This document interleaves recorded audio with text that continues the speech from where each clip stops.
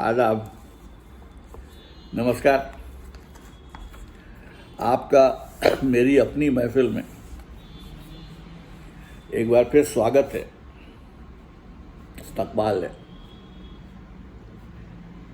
आजकल मैं आपको सुना रहा हूँ जनाब नसीरुद्दीन शाह साहब की खुदनविश्त। और फिर एक दिन आज इस खुदनविश्त का नवा बाब 9th चैप्टर, उन्वान है खाना बदोश अप्सराएं और सेंट पॉल में चमत्कार। अब तक मेरे गलमुच्छे बढ़ गए थे और वासना भी।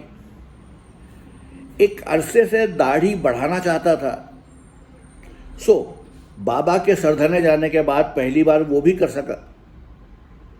बाबा को दाढ़ी पर एतराज था, शायद इस डर से कि मुस्लिम होने की निशानी समझी जाएगी। अब मेरे लिए तो दाढ़ी नेमत थी, क्योंकि मर्लिन मनरो और जीना लोलो ब्रिजिडा की सिर्फ बालिगों वाली फिल्में देख सकता था, पर उन्हें देखकर वो आग कैसे ठंडी होती जो उस उम्र के मर्द, बल्कि किसी भी उम्र के मर्द को सताती है। झूठी शर्म के दिखावे से पहले के दिन थे वो। भारत में इखलाकी पुलिस ने अभी अपने चिमटे खड़काने शुरू नहीं किए थे। किताब फरोशों की दुकानों में इलस्ट्रेटेड वीकली ऑफ इंडिया और वुमेन एंड होम जैसे घरेलू रिसालों के बीच प्ले बॉय भी नजर आ जाता था। अजमेर का इकलौता किताब घर राम प्रसाद एक विशाल पेड़ के नीचे दो दुकानों के बीच घुसा बैठा था।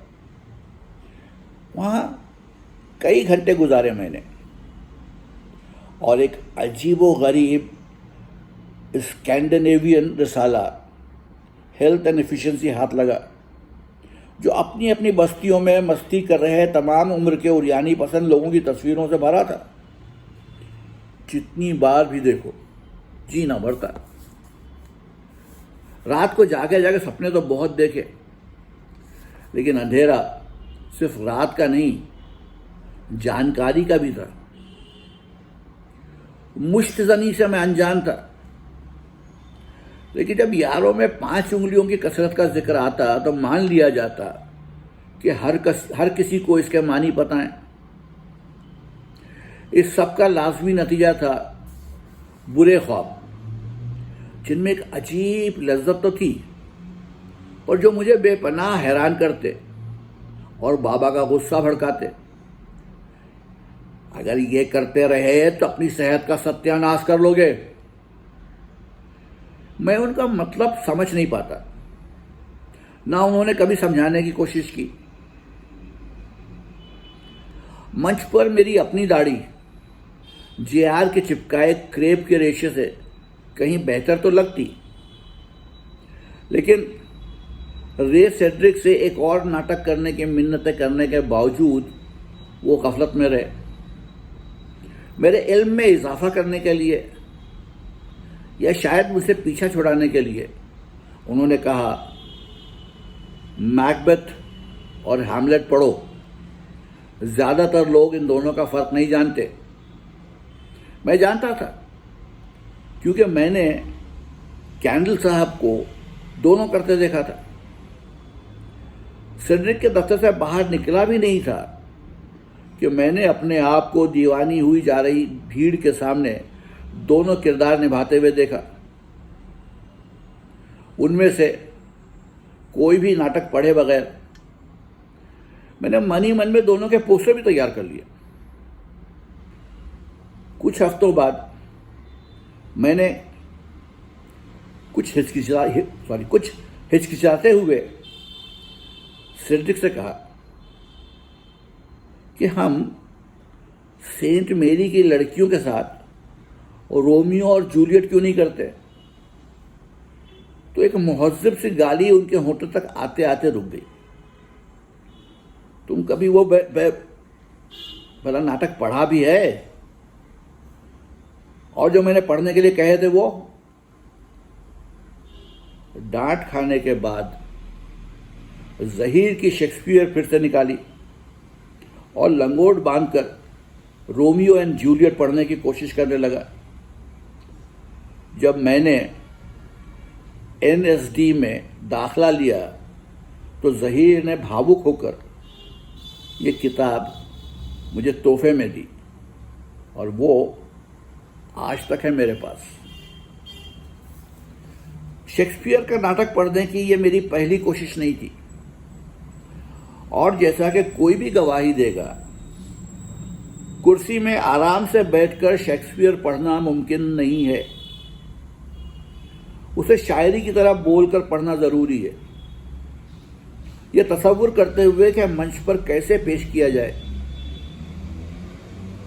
जिसकी मसें भी ना भीगी हों उसके लिए जिसकी मसें भी ना भीगी हों उसके लिए ये तसव्वुर नहीं है।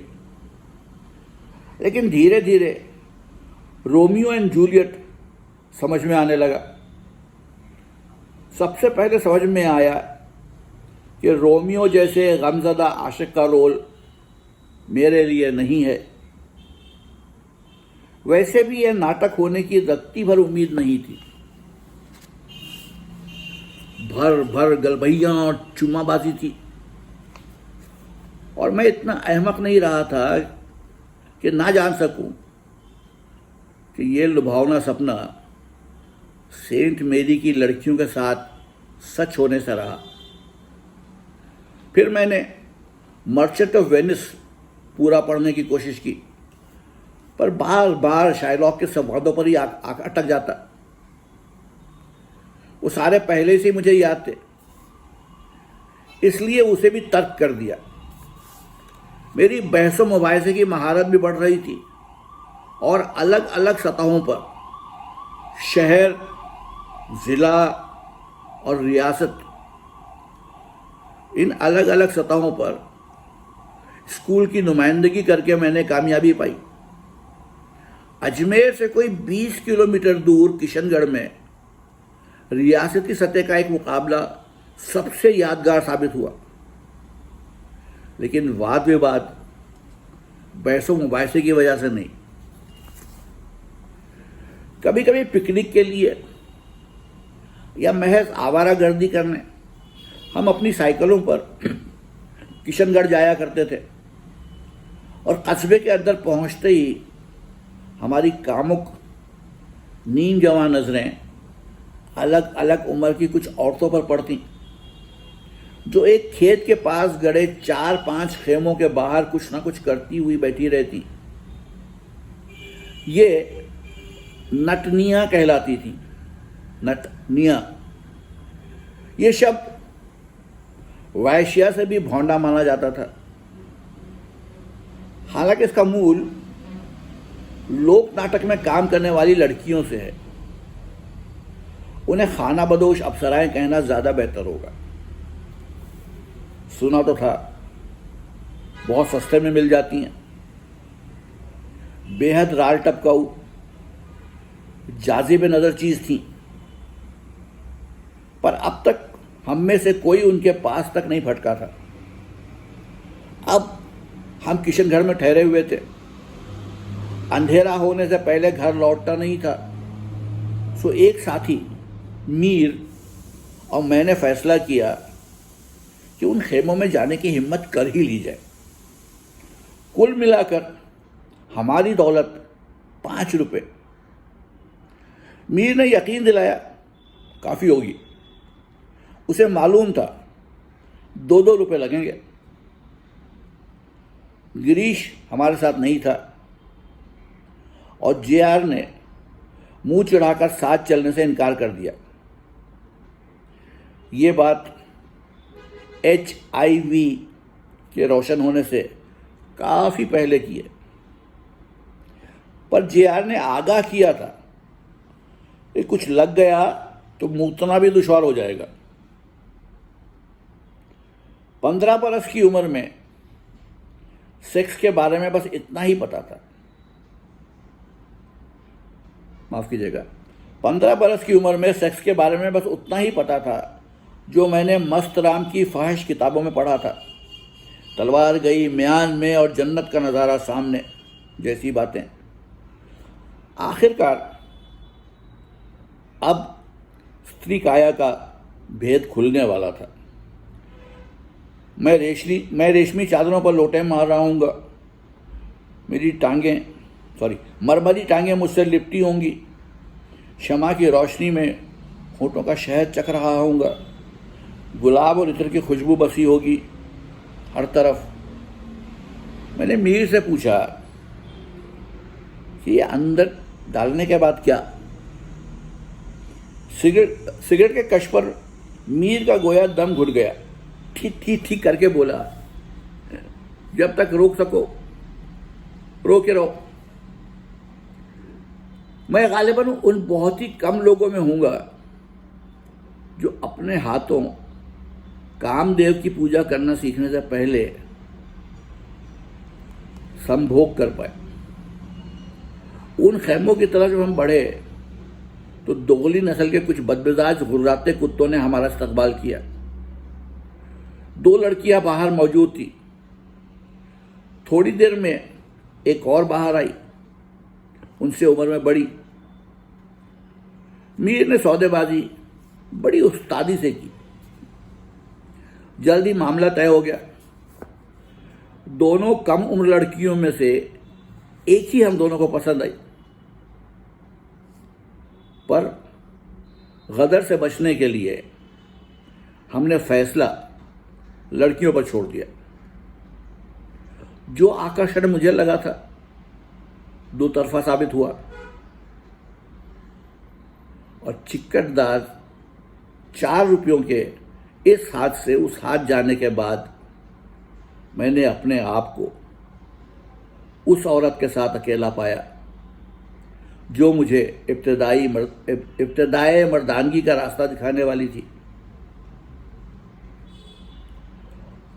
उस खेमे के अंदर मेरी बेसब्री ने जलते हुए रबर की घिनौनी बदबू को तसव्वुर की खुशबू में बदलने की जी तोड़ कोशिश की। लगा कि थोड़ा बहुत रोमांस तो होना ही चाहिए।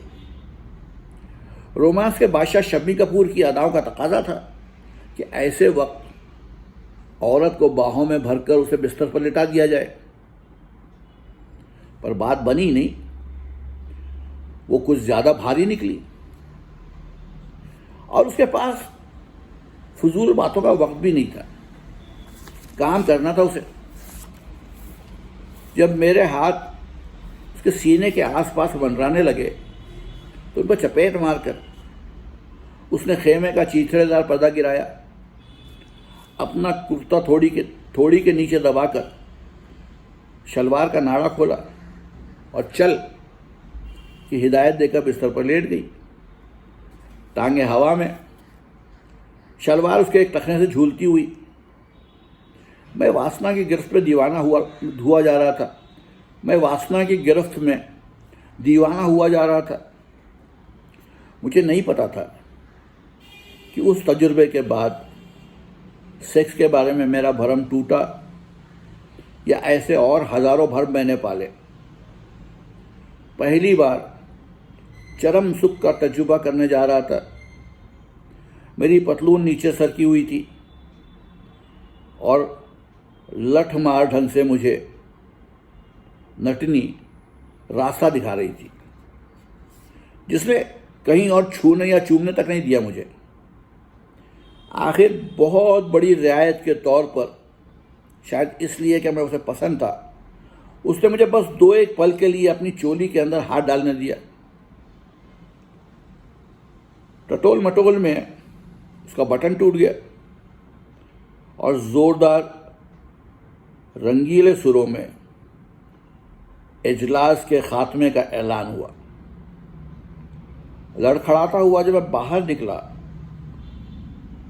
तो मीर अपने खेमे में ही था और मैं जन्नत में जवानी के जोश में शराबोर। जब खून चख लिया तो भूख अपना तकाजा करने लगी। लेकिन और किसी लड़की से संभोग करना नाटक कर पाने से काफ़ी ज़्यादा मुश्किल साबित हुआ। मैंने सेंट मेरी की उस खिलाड़न को मनाने की कोशिश की कि मेरे साथ साइकिल पर फाय सागर चले, जो तब सुनसान झील था, जहाँ हर पेड़ पर फलां को फलां से प्यार है जैसी इबारतें खुदी हुई थीं, पर वो खिलखिला कर रह जाती, न राज़ी हुई न इनकार किया। ये वो उम्र थी जब इश्क और संभोग अलग अलग चीज़ें नहीं लगती। अलग तो वैसे भी किसी भी उम्र में नहीं लगती। मैं प्रेम के नशे में चूर ड्यूक आर्सेनो बन गया। इस लत को बढ़ावा देते हुए मुकद्दर ने फैसला किया कि जल्द ही मेरी इश्किया नज़र एक और दिलबर पर जा टिके। ये बाबा के पहचान की एक कलफदार सफ़ेद पोश की बेटी थी जो शिलोंग में रहती थी, और मुझे शायद इसलिए भाग गई कि ज़िंदगी में वो पहली लड़की थी जिसने बातचीत में पहल की थी। मैंने उसे बस एक ही बार देखा और कुछ दिनों बाद उसकी शक्ल भी भूल गया, पर मानता रहा कि मेरा हमदम, मेरा हमसफ़र मिल गया। हालांकि बस उसके उतना ही करीब पहुंच सका कि ऑटोग्राफ बुक में उसे एक पैगाम लिखवा लूं। फिर कई ख़तों की अदला बदली हुई। मेरे ख़त पढ़कर हमेशा उसे हंसी आती थी, ऐसा उसने अक्सर लिखा। उसकी फ़ोटो बार बार मांगने पर भी ये कर्म उसने ना किया। अपनी फ़ोटो उसे भेजी तो उसका कहना था कि उसे मिली नहीं। जिस पल मैंने अपनी गर्मजोशी का ऐलान किया, उसने ख़तो किताबत बंद कर दी और मैं कई दिन तक गमज़दा आशिक बना घूमता रहा। स्कूल के आखिरी इम्तिहान अब सर पर थे और मुझे ये भी नहीं पता था कि पोटेशियम परमैंगनेट पोटेशियम परमैंगनेट, यार ये शब्द मेरे लिए बहुत मुश्किल है। मुझे नहीं पता था कि पोटेशियम परमैंगनेट पानी में घुलता है या नहीं, और किसी बेचारे क्लोरोफॉर्म से बेहोश पड़े मेंढक के चीथड़े किए बिना उसे कैसे चीरा जाता है। नाटक वगैरह सब बंद हो गए थे और सालाना इम्तिहान के ख्याल से मैं रातों को करवटें ही बदलता रहा। वो सालिम चीज़ जो मेरे लिए मानी रखती थी, एक्टिंग, उसके ना होने से मेरा ध्यान एक जगह ठहरता ही नहीं था। फिज़िक्स के फार्मूले और बायोलॉजी के लातीनी दर्जाबंदी फिर एक बार खोखले शब्द लगने लगे। पहला पर्चा केमिस्ट्री का था, अगले दिन फिजिक्स का। दिमागी तौर से मैंने कसाई की गरडी पर अपना माथा टेक दिया और आंखें बंद कर ली। केमिस्ट्री के टीचर ने एक बार झुंझलाकर मुझसे कहा था, तुम एक्टर ही क्यों नहीं बन जाते। उन्होंने कुछ सवालों के जवाब मेरे कान में फुसफुसाए, जिसकी बदौलत मैं इज्जत गंवाने से बच गया। इम्तिहान देकर बाहर निकलते ही क्या देखा, कुछ जानकार तुलबा के बीच गर्मा गर्म बातचीत चल रही है। ये वो थे जिन्हें श्रद्धापूर्वक एहतरामन हरामी कहा जाता था। पता चला कि पास के सेंट पॉल स्कूल में उस दिन केमिस्ट्री की जगह गलती से अगले दिन फिजिक्स का पर्चा बढ़ गया था। इस जलजले जैसी भूल का पता लगते ही टीचरों ने सब लड़कों को पूरे दिन और पूरी रात उसी कमरे में बंद रखा। लेकिन गोली तो निकल चुकी थी। सारी कोशिशों के बावजूद पर्चा लीक हो ही गया।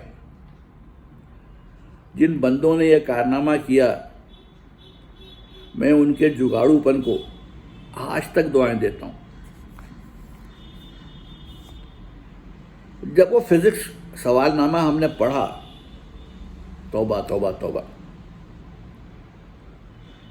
प्रोफेसर बी के गेस्ट पेपर वाले प्रोफेसर बैनर्जी, प्रोफेसर बी के गेस्ट पेपर वाले प्रोफेसर बैनर्जी जितने ही सड़ियल मूड में होते, इस पर्चे जैसे पेचीदा और तकलीफ दे सवाल ना गढ़ पाते। मैं अकेला नहीं था जो चित हो गया। एक सवाल विमशस्ट नाम की मशीन पर था। यह औजार शक्ल से चाकू पर सान चढ़ाने वाले चक्के जैसा लगता है और इस पर गोल आकार में बहुत सारी उस्तुरे नुमा चीजें लगी हुई है। मैंने उस लानत को देखकर अपने हालत को छोड़ दिया, जैसा कि जाहिरी तौर पर बाकी दर्जे ने भी किया। इसका क्या इस्तेमाल होता है आज भी मैं नहीं बता सकता, लेकिन उस रात मैंने जुगाली करके इतनी जानकारी ठूंस ली थी कि अगले रोज उगल सकूं। नतीजतन जलील होने से बाल बाल बच गया। अगले दिन जीव विज्ञान में प्रैक्टिकल्स में मेंढक की चीर फाड़ तबाही का सबब बन जाती, लेकिन कुछ खासे लंबे लातीनी इमलों को सही लिखकर थ्योरी में उसकी भरपाई कर सका। बाकी सब तो बागीचे या अतफाल ही था। अंग्रेजी साहित्य और हिंदी रचना ने मुझे इतने नंबर दिलवा दिए कि मैं सेकेंड डिवीजन 52% में पास हो गया। सरधना में दिमाग की चूलें हिला देने वाला 1.5 महीना गुजारने के बाद नतीजा आया। उन 45 दिनों में मैंने रोजाना 5 नमाजें पढ़ी, कुल मिलाकर 225। कभी कभार मैंने मुअज्जिन के फ़राइज़ भी अदा किए और तय कर लिया कि अगर मेरा खुदा मदद को नहीं आया तो इल्ज़ाम उसके सर। दिल में लेकिन ज़रा शक लरज रहा था कि मेरे हिस्से के चमत्कार पूरे हो चुके हैं। सालाना इम्तिहान के कुछ हफ्ते पहले मैंने संजीदगी से मुस्तकिल के बारे में सोचना शुरू किया। इत्तेफाकन एक दिन हजाम की दुकान में film fair United producers talent contest का इश्तिहार दिखाई दिया। उसके साथ जो अर्जी छपी थी वो फौरन तराश कर जेब में रख ली। मसला ये था कि उसके साथ 3 कैबिनेट साइज फोटो भेजने थे। एक 3/4, एक प्रोफाइल और एक फुल लेंथ। उनके लिए खासी रकम लगती। मददगार सिर्फ एक हो सकते थे, शाह मामू, जिनके पास कैमरा था, लेकिन वो पूंछ छावनी में तैनात थे। मेरा जेब खर्च हफ्ते में टुच्ची से 10 रुपये काफ़ी था नहीं। मैंने हूर परी बेगम कपूर से पैसे मांगने की बात सोची, पर अमल न कर पाया। इसके सिवा कोई चारा नहीं था कि गुजरते कारवां का गुबार देखता रहूं। हर कहानी में लेकिन कोई पेचीदा मोड़ या खुशनुमा अंजाम नहीं होता। जब तक स्कूल में रहा वो अर्जी मेरे जेब में पड़ी रही और सपने मेरे दिल में। स्कूल से निजात पा लेने की लज्जत दुनिया में एक ऐसी ही चीज़ है जो इंसान दोबारा कभी नहीं पाता। मैं उसी में गोते लगा रहा था कि उसी हजाम की उसी दुकान में उसी रिसाले का एक नया अंक दिखा, जिसमें film fair United producers talent contest जीतने वाले का चेहरा छपा था। जीतने वाले के चेहरे को बड़े रश्क और गौर से देखा और आईने में अपने चेहरे से मिलाकर सोचा, अच्छा हुआ मैंने पैसे बर्बाद नहीं किए। शक्ल सूरत के मामले में तो उसने मुझे एक वार में ही धराशायी कर दिया होता। अभी से सा लग रहा था। वो चौकोर जबड़ा, सज्जा युक्त बाल, मोती जैसे दांत, मुस्कुराती आंखें और चेहरे पर दुनिया कदमों में है वाला यकीन। लेकिन एक्टिंग कैसी करता होगा, मैंने सोचा।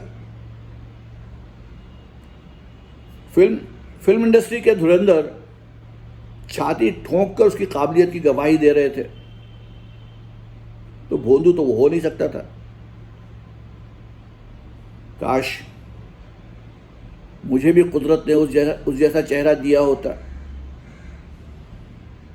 अगर मुझे भी कुदरत ने ऐसा चेहरा दिया होता तो क्या बिगड़ जाता कुदरत का। 21 साल के उस विजेता का नाम था राजेश खन्ना। और क्या कहूं। तो ये था। और फिर एक दिन का 9वां बाब, 9th चैप्टर। कल फिर आऊंगा 10वां बाब, 10th चैप्टर सुनाऊंगा। तो याद दिला दूं, 2 ही दिन रह गए। सोमवार, पीर, मंडे 20 जुलाई नसीर साहब की सालगिरह है। अगर आप उन्हें कोई पैगाम, संदेश, मैसेज देना चाहते हैं तो कमेंट बॉक्स में टाइप कर दीजिए। हमारा वादा है हम आपका संदेश, पैगाम, मैसेज उन तक पहुंचा देंगे। कल तक के लिए इजाज़त दीजिए। आदाब।